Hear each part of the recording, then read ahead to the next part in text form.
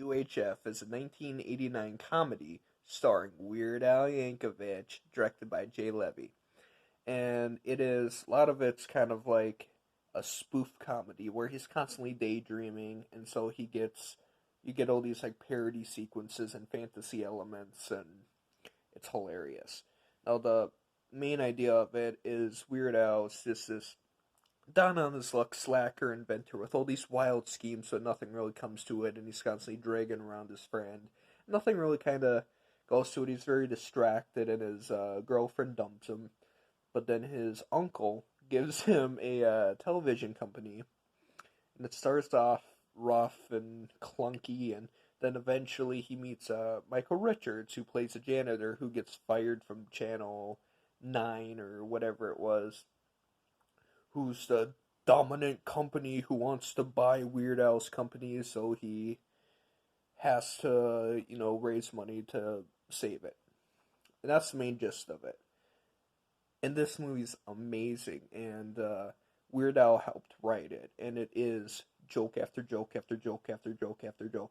I mean, the jokes are so fast in it. This is a movie you have to rewatch because, you get hit with one joke and you're laughing, you forget the next joke he says, or something else. I mean, this movie is so quotable that it's just all the random commercials that get thrown in with his TV show, because you get to see like what programs he's allowing on his show, and it's like public broadcast, so he just lets anybody go on there. But they have actual little commercials throughout, like for Spatula City or Crazy Ed's car dealership, and it is awesome. And this is before Michael, or no, this is a little before Michael Richards was on Seinfeld. Actually, I think Seinfeld was '87. Anywho, this is before he became a huge household name, and he is just awesome in it. But Weird Al just 100% steals the show, and I love it. And the soundtrack, you get two Weird Al songs in it, and it's awesome. You get UHF, which you wrote for the movie, and you get Beverly Hillbillies. Awesome. Like normally, you'll be watching a movie, then all of a sudden a music video happens, and you'll be really confused and out of place. But with a Weird Al movie, it's like, yeah, that makes sense. That's about what I expected.